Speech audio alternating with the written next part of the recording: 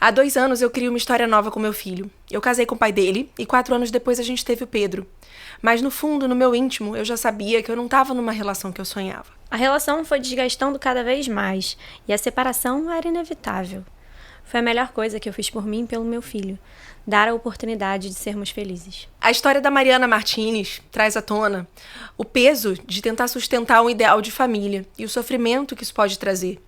E o quanto isso vai na contramão daquilo que se busca, ser feliz.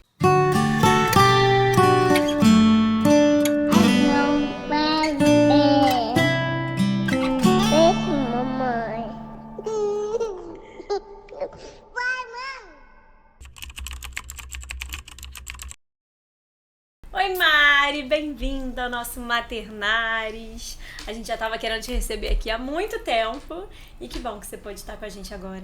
Ah, obrigada. Tava ansiosa pra vir. A gente também. Estamos muito felizes mesmo. Mari, antes da gente começar, se apresenta um pouquinho, fala um pouquinho quem é a Mariana, antes da gente falar sobre a sua maternidade, sobre o seu tema. Bom, eu sou Mariana, tenho um pouco de dificuldade de falar quem sou eu, né? Sou arquiteta, tenho 40 anos e tenho um filho de 5. E é isso, vim aqui contar um pouquinho da história. Ela, inclusive, é a nossa... a pessoa que fez toda a ambientação daqui. Então, ela transformou o meu consultório num estúdio. Então, é bom que as pessoas saibam que ela tem aqui um quezinho a mais no Maternares. Além do quezinho a mais de ser sua irmã, né? É isso pra quem também. viu que o sobrenome é igual, ela é irmã da Paulinha. Exatamente. Os olhos também são iguais. Mas minha irmã, um prazer imenso ter ela aqui. E eu prometo que eu não vou puxar sardinha, eu vou ficar aqui imparcial. Mas Mari, conta um pouquinho pra gente, assim, a gente tá falando de divórcio, né? A gente trouxe esse tema pra gente pensar essa reconfiguração mesmo de família. E você vai ser a porta-voz disso, trazendo a sua história. Conta um pouquinho, assim, dessa trajetória, de como é que foi. Bom, eu segui todo aquele ritual padrão de namorar, noivar, casar, ter filho. Eu tava junto há 4 anos, casada há 4 anos com o pai do Pedro, e a gente decidiu ter filho. Era uma fase assim que na época tava tudo bem, tudo certo. E aí veio o Pedro, ele veio assim super rápido, a gente engravidou, foi tudo assim ótimo dentro dos padrões, né? E aí, assim, o tempo foi passando, na verdade começou no puerpério, o puerpério veio pesado, veio bem forte, é uma fase, assim, que eu me lembro com bastante dor, assim, dos sentimentos que eu tive, das coisas que eu passei, eu não conseguia amamentar, tive muita dificuldade, e ali já começaram alguns sinais de que eu tava sozinha, eu comecei a me sentir sozinha. Por não conseguir dividir as frustrações, as dores, por me sentir numa situação que eu nunca tinha vivido em volta, assim, eu não tinha pessoas próximas que tinham filhos, na família mesmo, eu era a primeira da minha geração a ter filho, das minhas amigas também, mais próximas, então tudo aquilo era muito novo, foi muito estranho e eu fui me sentindo muito sozinha. E aí, assim, o turbilhão do puerpério passou e aí eu condicionava muito não, eram os hormônios, e aí aquilo foi ficando embaixo do tapete, não foi exatamente isso. A criança vai crescendo e vai melhorando também essa rotina, a gente vai retomando, voltei a trabalhar. Veio pandemia, então a pandemia veio também para bagunçar tudo. Não, a gente tá assim porque é pandemia. E em algum momento a gente vai se reencontrar. A gente vai se reencontrar ali na frente, né? E aí sempre nessa luta de em algum momento vai dar certo, a família Margarina vai chegar. E a família Margarina não chegava, assim, né? Óbvio que ela é uma ilusão, uma utopia a gente falar de família Margarina, mas também a gente não pode estar tão distante. E eu acho que eu estava muito distante. E aí começou a ser mais difícil enquanto deveria ser mais fácil a gente se encontrar, né? A criança vai crescendo, vai pra escola, retoma trabalho, retoma vida, a pandemia foi diminuindo e cadê? E aí começou a ficar bem claro para mim que o caminho ia acabar sendo a separação. E eu passei um tempo ainda para aceitar isso. Porque eu tenho pais que são casados, a gente tem uma família muito próxima, uma relação assim de amizade além de família, e que eu queria construir isso e não chegava. E quando eu percebi que era um caminho inevitável, eu tive depressão e foi bem difícil. E aí eu começava a atribuir isso a mim. Então, assim, fica uma confusão, a terapia me ajudou muito. Então, quando eu entrei para terapia, quando eu comecei uma medicação também para me sentir melhor, voltar pro prumo e clarear, porque fica uma neblina na frente, aí sim veio a separação. Você conseguiu ter força, né? Consegui ter força para enfrentar, porque é difícil. E tem gente que fala mesmo isso, né? Eu já sei a decisão que eu vou tomar, eu já sei, eu não tenho mais dúvida, mas eu preciso primeiro me fortalecer.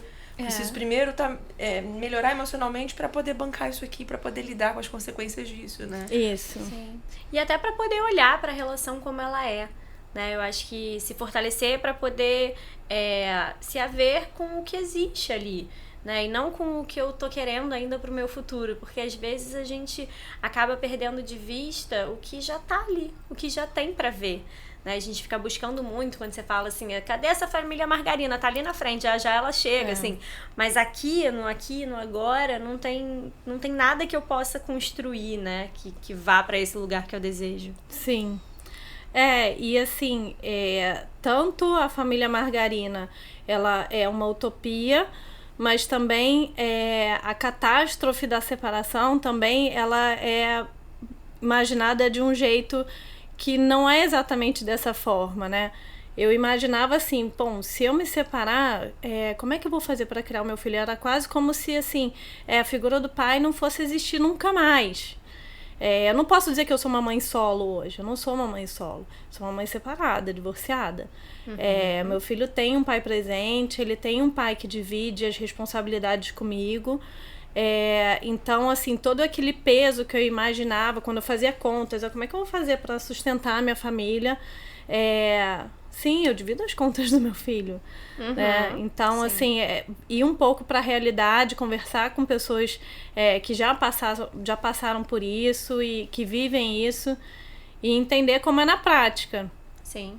Você foi tomada por uma enxurrada de crenças negativas, que a gente, na verdade, foi aprendendo, né, lá atrás. Eu acho que, assim, não tantos anos atrás, o divórcio, a separação, tinha era um outro contexto, um outro entorno, um outro pensamento sobre.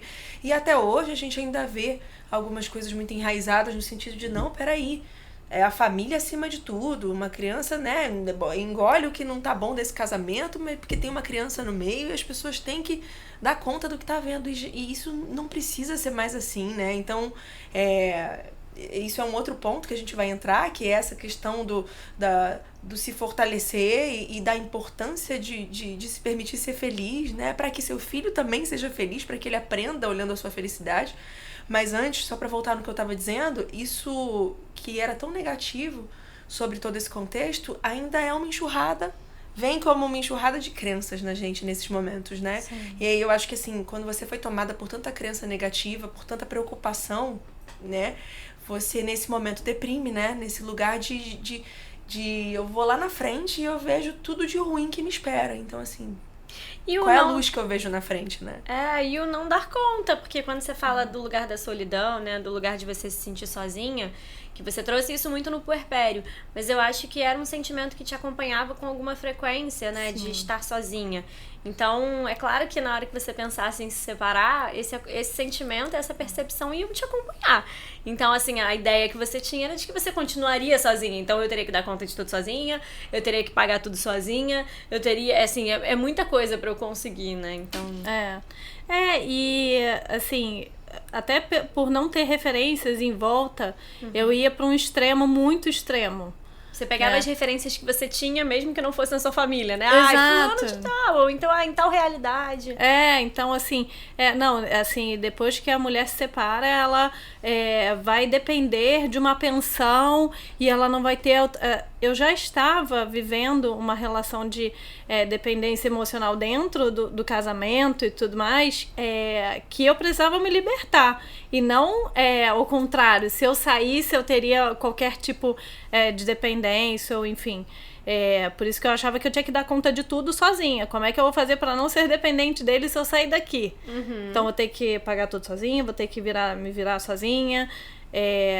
E é muita verdade isso, assim, que eu vivia uma solidão. Quando você se afasta, né? Acho que todo relacionamento, quando você abre e se distancia, os dois vivem uma solidão. Ele provavelmente também viveu a solidão dele vendo...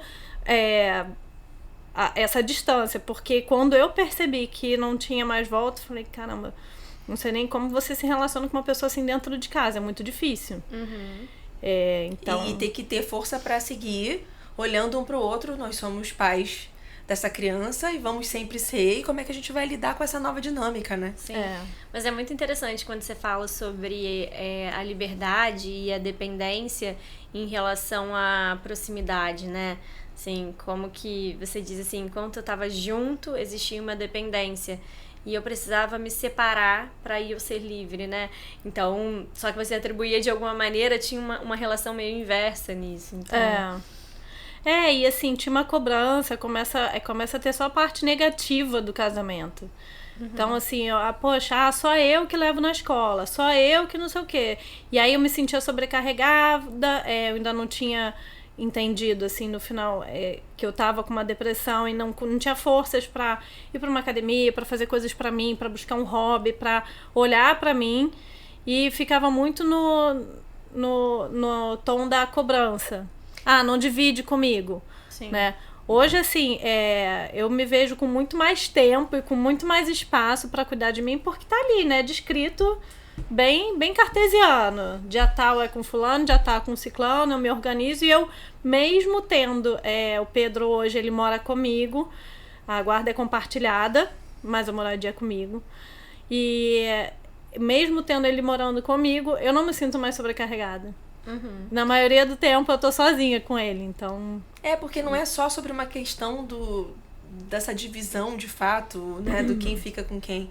É você tá mais feliz. Eu acho que esse é o grande ponto, né? Você tá podendo tá mais inteira com teu filho, que aí volta para aquilo que eu tava dizendo sobre as pessoas ficarem muito presas ao fato de que vai ser sempre melhor pra criança, a família tá junta, e não necessariamente. Porque, assim, aquela criança acompanhar brigas em casa, muitas vezes, ou então nem acompanhar brigas, mas perceber cada vez mais que aqueles pais não se autorizaram buscar a felicidade. Sim. E quando você toma uma decisão do divórcio e se permite ser feliz, você tá passando uma mensagem pro teu filho que ele também tá autorizado a buscar a felicidade dele da maneira que ele entender melhor, né? Como fizer sentido pra ele. Sim. O Pedro falava assim pra mim, antes de eu me separar: mãe, por que você tá com essa cara? Eu, que cara? Você tá com a cara... Você tá chateada? Aí quando eu vi, eu tava assim, né? Com aquela cara meio amarrada, eu... Não, filho. E assim, eu não percebia o que eu tava transmitindo pra ele. E a minha expressão dizia e ele percebia, porque ele falava isso pra mim. E porque ele é muito perceptivo também, muito. né? Assim, eles são, né? Talvez eles não elaborem, não perguntem de forma tão elaborada, mas é o quanto que a gente acha que a gente tá preservando os nossos filhos de determinadas coisas, enquanto, na verdade, não. Às vezes a gente tá, na verdade, trazendo muitas coisas veladas, né? Porque isso é uma das coisas que acontecem quando os casamentos se mantêm de alguma maneira, sem que exista um desejo genuíno, né, desse casal existir enquanto casal. Então, vira uma dinâmica velada, algo fica velado ali, né? Algo fica não dito, né? Fica mal entendido. E a criança vai fazendo interpretações disso ao longo da vida.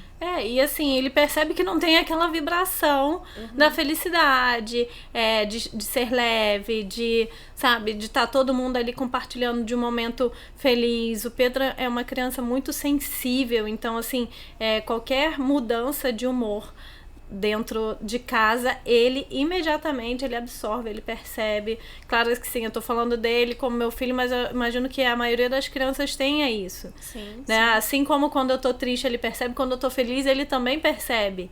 E ele falou uma vez assim pra mim, quando a gente fala muito sobre os sentimentos, a gente fala sobre separar os sentimentos no potinho. O Pedro faz terapia hoje e ele trabalha muito isso na terapia, e ele fala assim: mãe, você tá sempre feliz. Óbvio que o sempre feliz também é um extremo, mas assim, perceber que ele me enxerga como uma pessoa que na maioria das vezes está feliz, hoje pra mim é uma vitória, porque lá atrás era a mãe carrancuda, assim, com a cara feia, e hoje não. Sim. Hoje ele enxerga e que de outra forma. talvez se você tivesse levado a relação com a barriga por ele, o que a gente não tá tirando. Não tá tirando o valor do que a gente tá disposto a fazer pelos nossos filhos. A gente tá disposto a muita coisa.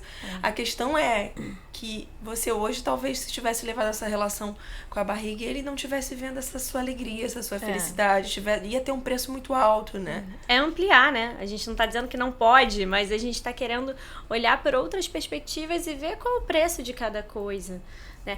Como é que foi pra você, assim, de mudança na sua maternidade, assim? Porque, assim, a gente entende de uma forma geral, mas o que mudou pra você na sua maternidade quando você se separou? Eu acho que eu sinto mais prazer. Eu sinto prazer de estar com ele, eu sinto prazer de fazer as coisas. Antes, eu tava sempre com uma angústia da cobrança e, enfim, de uma situação e me cobrando numa situação melhor, e sabia que aquele ambiente não estava tão legal. E hoje eu sinto prazer. O Pedro é um grande parceiro. Eu pego ele, eu vou pra qualquer lugar, ele topa, e mesmo de mau humor, mãe, tô cansado e tudo mais, beleza, filho, mas aí depois vem a recompensa. Então, assim, eu consigo fazer as coisas de uma maneira muito mais leve e muito mais segura. Me deu muita segurança. A primeira coisa que eu fiz, assim, que a gente se separou, eu peguei o carro e fui viajar com o Pedro por uma semana. Falei: Pedro, vamos para um hotel que tem piscina, recreadores e tudo mais. E eu queria me provar que eu era capaz de fazer aquilo. E foi muito bom. Eu voltei assim renovada. Eu tive certeza de que foi uma das melhores coisas que eu fiz para começar aquela jornada segura. E com prazer. Sim, sim. E como que foi dar a notícia da separação pro Pedro? Porque, assim, só pra contextualizar o porquê da minha pergunta, assim, as pessoas também têm uma tendência a achar que necessariamente as crianças, os filhos, vão se traumatizar por conta da separação dos pais. E não necessariamente mesmo, assim. Tudo vai depender de como isso vai ser tratado, da maneira com que essa criança vai ser acolhida e vai ser cuidada nesse momento, né? E da personalidade da criança também. Sim. Mas, assim, não é uma regra. Então, acho que vale muito a gente trazer isso, né? Mas a tua percepção, como é que vocês cuidaram desse momento com o Pedro? O que vocês escolheram ter de ferramenta, ferramenta no momento de dar notícia pra ele? Como é que foi? O Pedro, como eu falei, ele é tão, tão sensível que eu pedi o divórcio no domingo. Tava na casa dos meus pais com o Pedro. E aí, na hora de dormir, ele virou pra mim e falou assim: o pai dele é Vasco e eu sou Fluminense. Mas ninguém torce pra futebol. Futebol é uma coisa assim que não se fala em casa. Não sei quem joga, não sei nada. Mas ele sabe sobre times, tinha a camisa do Fluminense, do Vasco e tal. E aí, na hora de dormir, ele virou pra mim e falou assim: mamãe, eu resolvi que eu vou torcer pro Fluminense. Foi um jeito dele dizer pra mim assim: eu estou na sua torcida. Eu falei: ele já percebeu alguma coisa. Eu não vou poder estender, mas nem por mais um dia, essa conversa com ele. E aí eu fui na escola, conversei com a coordenadora, o Rafael foi junto. E aí a gente conversou, falou assim: olha, a gente decidiu se separar. E eu quero contar com a ajuda de vocês, porque a escola ela é uma extensão, né, na educação do filho. E eles conseguem perceber coisas que às vezes dentro de casa a gente não percebe. Eu falei: então, se mudar algum comportamento, se vocês virem alguma coisa, eu queria estar muito próxima, que vocês me avisassem. E aí a própria coordenadora falou assim pra mim: Mari, vocês já contaram pro Pedro? Não, então, poxa, um bom repertório é dizer assim: papai e mamãe pra sempre vão ser a sua família. E aí foi isso que a gente fez. Buscamos o Pedro na escola, na segunda-feira, a gente saiu pra almoçar. Falei, filho, quem é a sua família? Ele, papai, mamãe. E eu. Eu falei, pra sempre essa vai ser a sua família. Mas daqui em diante, papai e mamãe não vão mais ser namorados. A gente te ama muito, você pra sempre vai ser o amor da nossa vida, mas papai vai ter uma casa e mamãe vai ter outra. O que você acha dessa ideia? Ah, legal, uma boa ideia. Claro, assim, ainda não tinha a menor dimensão do que estava acontecendo ali. Mas o primeiro contato já foi assim, bom, não traumatizei meu filho, próxima. Porque isso era uma crença sua. Nesse lugar depressivo, nesse lugar trágico, eu vou traumatizar meu filho. Você tinha essa sensação. Eu vou fazer mal pra ele, né? Exatamente. A minha decisão, quando eu olho... como pode ser pesado isso? Quando eu decido olhar pra mim, eu tô fazendo mal pro meu filho, mas isso não condiz com a minha... Com a minha tentativa de fazê-lo feliz, né? De dar tudo que eu posso pra ele. É muito duro isso, né? E porque, assim como o divórcio, né? Você falou isso, eu lembrei, assim, que o tempo inteiro na maternidade, né? Na criação dos nossos filhos, a gente vai entendendo que cuidar bem deles não é dar tudo o que eles querem, né? Exatamente, muito então, pelo assim, contrário. muito pelo contrário, né? Então, às vezes, a gente precisa atender algumas necessidades deles, mas nem sempre eles sabem quais são as necessidades que precisam ser atendidas naquele momento.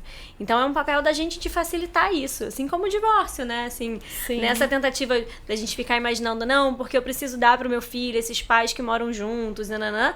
O que o meu filho precisa não é desses pais morando juntos, né? Então, exatamente. E essa mudança de chave é muito delicada, né, de fazer. Muito. E assim, a gente tem que estar firme. Eu precisei estar muito firme pra bancar, olhar pra ele e entender que era como se fosse assim, ele tá se jogando no chão e gritando porque ele queria, sei lá, pular da janela e eu não deixei. Exatamente. Então ele não sabe que ele tá me pedindo, que é uma coisa que não é possível, nem pra ele nem pra mim. Exatamente. Então eu consegui amadurecer de tal forma que mesmo quando ele me olha com uma carinha, se ele já chorou, eu falo, mãe, por que você e o papai não moram mais juntos? Vocês não são namorados? Ele me questionou várias vezes sobre isso.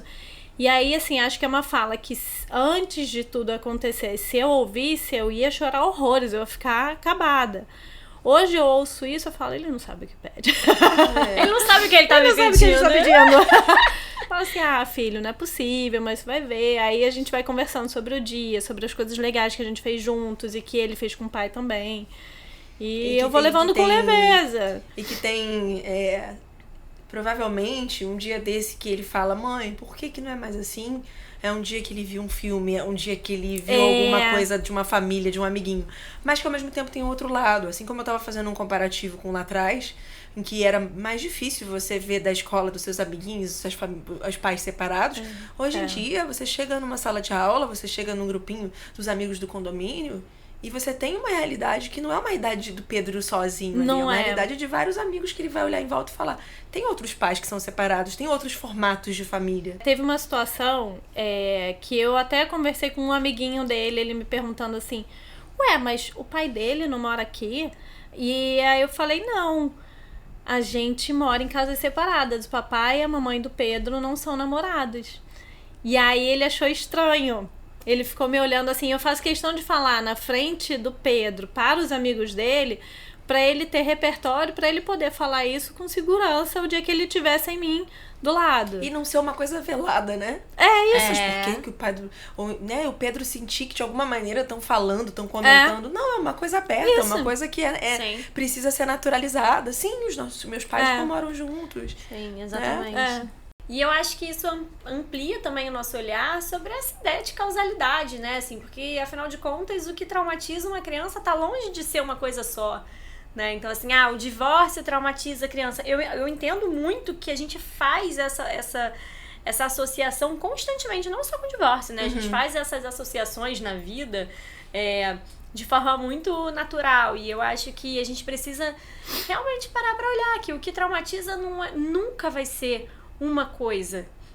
O que traumatiza muitas vezes é o que vem depois dessa coisa, né? Então, assim, é isso em relação a qualquer tema, mas a gente pensando sobre o divórcio, não é o divórcio que pode traumatizar uma criança, mas é a forma como esse divórcio acontece, como esse divórcio é conduzido, a forma como essa separação do casal é conduzida, né? E o quanto que essa criança continua se sentindo parte, né? Porque muitas vezes o que a criança sente não é que os pais estão se separando, é que eles estão se separando dela, porque afinal de contas está mesmo, de alguma maneira, não enquanto pai, mas fisicamente.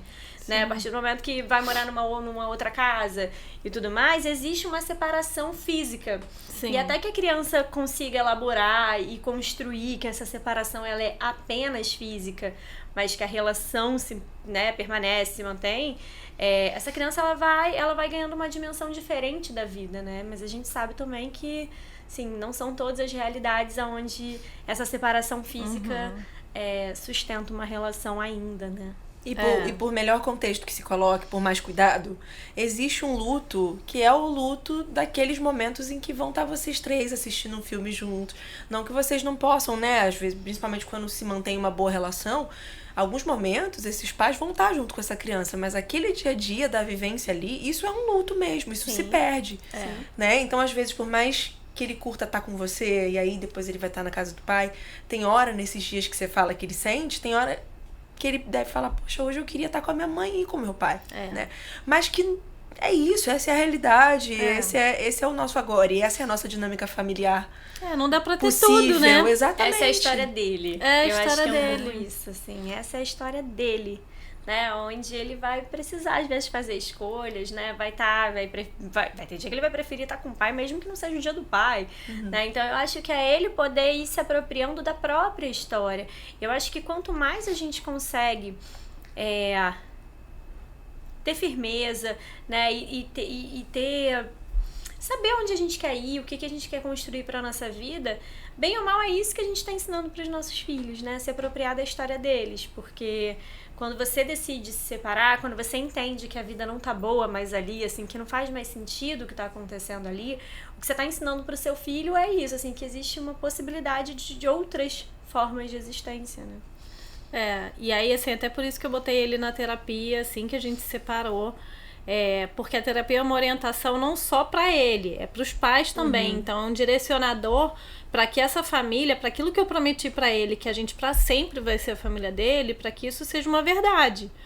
Não, e que a gente tenha coerência. Quem tem a possibilidade, eu acho que não precisa esperar para ver se vai precisar da terapia. Não. A terapia já é ali um pilar para aquele assim, momento de mudança. Fundamental. Então, assim, a minha preocupação, como a gente tem perfis muito diferentes, eu e o pai dele, minha preocupação era que a gente se distanciasse muito. E aí, quando a gente faz terapia olhando para o Pedro, como pais do Pedro, entender a função de cada um nas diferenças e como a gente tem que se aproximar e os momentos que a gente tem que se aproximar. O Pedro já externalizou várias vezes, assim, mãe, porque quando eu tô com meu pai eu sinto falta de você, e quando eu tô com você eu sinto falta do meu pai. Isso acontece. E eu entendo perfeitamente, já aconteceu isso que você falou, dele, era dia do pai, eu fui entregar ele, aí ele, não, mãe, eu queria ficar com você. E eu sei, assim, mãe sabe, né? Você olha no olho do filho, assim, não é uma brincadeira, ele me falou sério, eu queria ficar com você. Aí eu olhei pro pai dele e falei, posso ficar com ele? Pode. Então, ter essa flexibilidade e a disponibilidade dos dois. Exatamente. De entender que é o bem dele, né? É o Pedro. Não é porque não é o caso de vocês, mas quantos pais ficam num cabo de guerra? Sim. E o filho, a filha, né? Os filhos ficam como plano de fundo, ficam secundários nesse lugar. Cabo. O filho é o cabo. O filho é o cabo. Exatamente, o filho é o cabo. Não dá pra ele ser o cabo. Não dá, porque é esse tipo de coisa que pode vir a traumatizar uma criança. Claro. E aí também não é o seu caso, mas a gente tem que trazer isso, que é a questão da alienação parental. Sim. Quando a gente fala sobre o divórcio, a gente precisa falar disso, porque até às arrepiada, vezes... porque foi uma das coisas mais preocupantes no início pra mim. Sim, porque assim, você tá ali, dependendo do que acontece, cheia de sentimento, cheia de coisa pra digerir, só que a necessidade de racionalizar que você viveu, né, ou outras pessoas viveram com seu parceiro, ex-parceiro, ex-parceira, aquilo ali é da sua história com ele, com ela. É isso. E que aquela pessoa é pai e mãe daquela criança e ele vai construir a relação. Sim. Se amanhã ou depois a criança, não vou nem falar o Pedro, mas qualquer criança vai olhar pro pai, pra mãe e falar, poxa, não gosto dessa conduta, não curto isso aqui, vai ser da construção deles. Sim. Mas que ele entenda isso sozinho é difícil, é uma coisa muito difícil. Mas que a gente vê acontecendo, às vezes as pessoas acham que a criança é pequena e que não vai entender. E aí a pessoa fala mal na frente, tá falando um monte. E você vê a criança nitidamente tá sentindo aquilo. Isso é muito sério mesmo. E muitas pessoas não olham a seriedade disso, não entendem a seriedade disso, acham que é besteira. Sabe que, assim, eu li a cartilha da ONU sobre separação, assim, bem pragmática, né? Fui no Google e pesquisei. E tem uma cartilha de orientação para pais divorciados e ele fala, essa cartilha fala sobre alienação parental, é crime, né? Orientação, assim, indo para outra esfera também é um crime. Então a minha preocupação era tão grande que na conversa sobre o divórcio eu falei, olha, assim, obviamente que não foi tão, a gente vai separar, assim, tem uma questão de adultos que a gente teve que resolver. E que foi bem difícil pra mim, mas que ao mesmo tempo eu olhei pra ele e falei assim, independente de qualquer coisa, o programa de adulto tá aqui. Pro Pedro, somos pai e mãe. E a partir de agora, a gente vai ter que aprender a conviver como pais do Pedro. E não como ex-namoradinhos que tem brigas e fica pra lá. Entendeu? Eu não vou deixar de falar com você, você não vai deixar de falar comigo. Sim.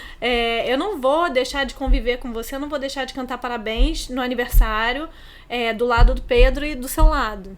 A gente vai fazer tudo isso pelo Pedro. Sim. As coisas do Pedro são do Pedro. Então, assim, eu não vou botar nome na meia que fica na minha casa e a meia que fica na sua casa.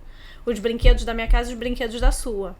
Se o Pedro quiser levar tudo, porque ele quer levar com ele pra passar o final de semana, ele vai levar tudo. E eu falo isso pra ele. Ele, mãe, posso levar isso aqui pra casa do papai? De quem é isso, meu filho? É meu. Então é claro que você pode levar. É seu, não é da casa. É isso. Né? Então, assim, ele perceber que ele tem um lugar também de importância, de um mínimo de decisão da vida dele, porque ele já perdeu muito controle quando a gente se separou, né? Acho que é o primeiro contato com assim, caramba, eu não controlo a minha vida.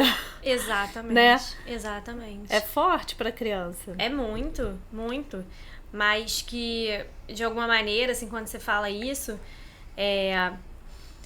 existe ali também as realidades onde a gente sabe que precisa existir um controle, né, desse contato, porque também pode ser que pai ou mãe, né, ofereçam algum tipo de risco, né, para essa criança. Então acho Exatamente. que é conseguir fazer uma avaliação muito ampla, né, assim, do que eu tô falando, assim, por que eu vou privar o meu filho, né, ou vou preservar o meu filho de determinado contato.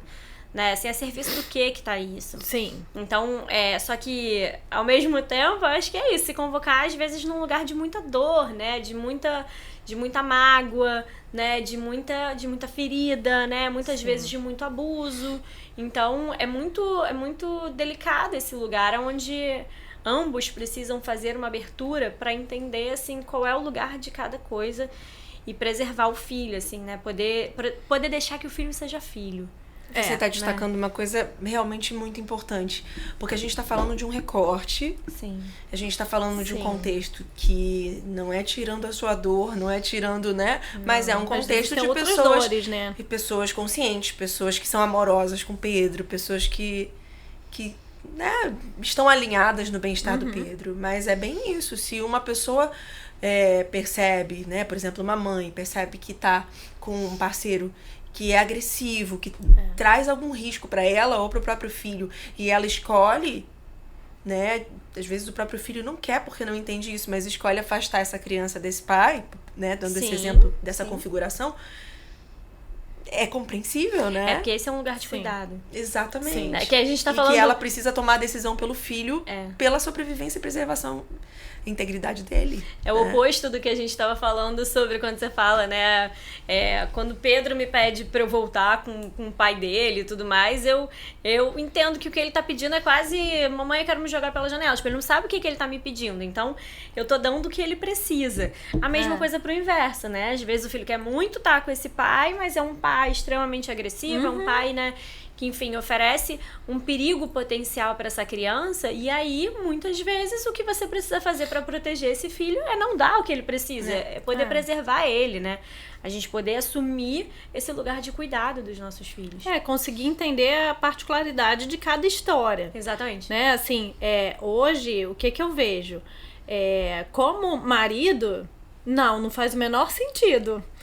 Como pai, que legal, ótimo pai pro Pedro. Pode ter um monte de situação inversa. Pode ter o cara que é um ótimo marido e péssimo pai. Exatamente. Pode ter um cara que é péssimo marido e péssimo pai. Então, assim, a gente vai pesando com o olhar para a criança. Nós somos responsáveis por eles. Então, a minha maior preocupação hoje é o que vai ser melhor e muitas vezes colocar o racional, porque se a gente deixar o emocional, a gente acaba se perdendo, falar mais alto, né? E eu acho que o que a gente está falando é exatamente sobre a gente poder se apropriar da nossa história, né? Olhar para a nossa história como ela é, para só então a gente poder fazer algum movimento em alguma direção.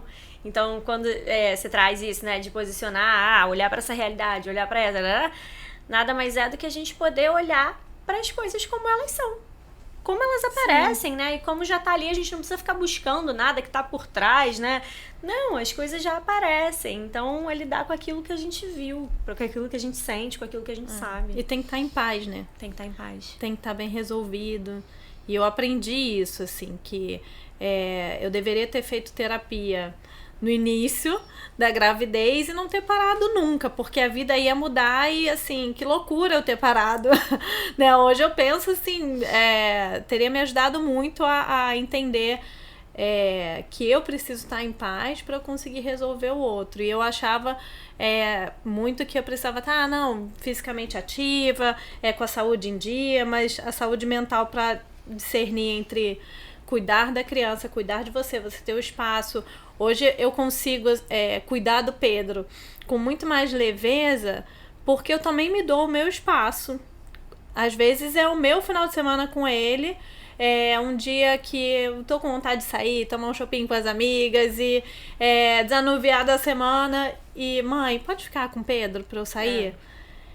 E eu não tenho culpa nenhuma nisso. Sim. Porque eu trabalho muito na minha cabeça que eu dou o máximo que eu posso por ele, eu dou o máximo de tempo possível com ele, mas eu também quero ter o meu tempo comigo. E que se olhar e se cuidar também é ser uma mãe melhor pra ele. Assim, você vai nutrir todos os seus papéis, inclusive de mãe. Você volta com energia, né? Você volta renovado. Então, isso é super importante. Eu não sei se você deveria, né, ter feito terapia desde o início, mas eu acho que você gostaria de ter feito, né? Assim, porque eu acho muito interessante a gente poder olhar pra trás.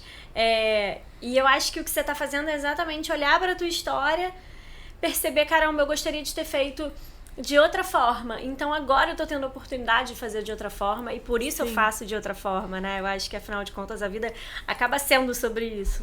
Porque é o que a gente sempre fala, não dá pra voltar e fazer diferente, mas dá pra olhar de uma maneira diferente pro que aconteceu e fazer diferente daqui pra frente, né? E um outro ponto, antes da gente encerrar, é o seguinte, eu acho que as pessoas ainda têm, algumas, essa ideia de que às vezes a criança vai vir pra salvar um casamento. Quando na verdade, hoje, a gente sabe muito o quanto que você ter o cimento, a base, aquela coisa da parceria nesse momento do puerpério, nesse momento dos primeiros anos de uma criança, faz toda a diferença, né? Toda a que diferença. Pode rachar ou pode unir mais, mas que faz muita diferença. Com certeza. E que um casal que já não tá bem e que escolhe ter uma criança nesse intuito de vamos salvar o casamento... A responsabilidade que você dá pra essa criança. Pra essa criança, olha que função que essa criança tem, né? Então, acho que nesse tema, quando a gente fala disso, é importante também esse cuidado, né? Graças a Deus a gente tem muitas mães reais hoje falando sobre isso. Acho que na época das nossas mães, avós, isso não era falado. E era um discurso muito mais antigo sobre salvar casamento com criança. E sobre a mulher ter que ser a cuidadora da criança exclusivamente. E ser dependente do homem. Acho que a minha avó nunca teria se separado no meu lugar. Ela nunca teria saído dessa situação. Carregaram casamentos, né? Eu falo das mulheres porque... elas acabavam aguentando muito mais coisa pela sociedade machista, etc. E que né? Eu sei de história de que às vezes uma pessoa com 70 anos de falar, olha, se separa, não, agora nessa idade, não, agora vambora, né? Assim, e Como se a vida ela não fosse um eterno recomeço, né? Exatamente. Eu cheguei a pensar exatamente isso. Já tô com 40, tá quase acabando. Aguenta mais um pouquinho. E que discurso ruim pra mim, né? Porque hoje eu falo assim, 40, caramba, eu preciso viver.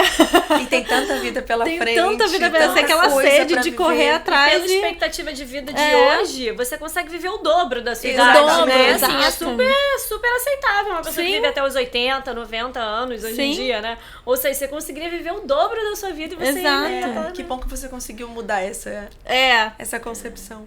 Vamos pro bate-bola pra gente falar um pouquinho sobre a sua maternidade de uma maneira geral. Isso. Vamos. Mari, se você puder definir a sua maternidade hoje em uma palavra. Parceria. Parceria. E Meu parceirão.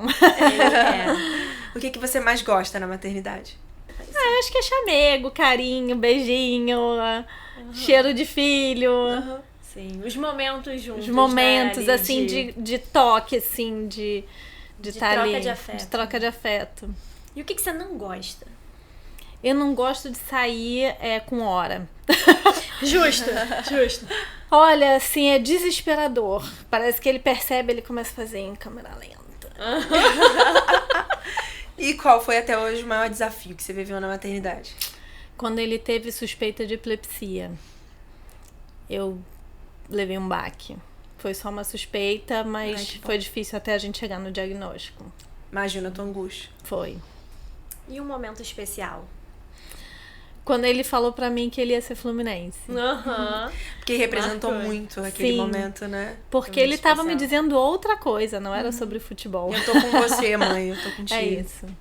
Ai, fofinho. E o que você até hoje busca ainda no Google sobre maternidade, você sabe?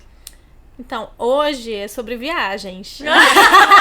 Pra onde, Sobre maternidade. onde Viagens com meu criança, filho. onde ir com Então, mas é criança. viagens com ele, assim. Pedro com 5 anos, qual o melhor lugar para levar uma criança de 5 anos? Sozinha, acompanhada com grupos, ou enfim. Então, as viagens com ele. Maravilhoso. Mari, parabéns pela sua coragem. Exatamente. Porque exige coragem tomar essa Exige, com atitude. certeza. Você foi corajosa em busca da sua felicidade. Sim. E teu filho com certeza também é mais feliz com você Com na sua certeza. escolha, né? Ai, eu amei. Você merece ser muito feliz, viu? A gente Obrigada. escolheu você Nós. porque a sua história, a gente falou assim, é essa história que a gente quer trazer para Maternares. Muito orgulho. Vocês não me façam chorar, aí, por favor. Eu me segurei. Eu também. Obrigada por aceitar o convite, viu? Obrigada a vocês. Amei. Te amo. Também. Um beijo.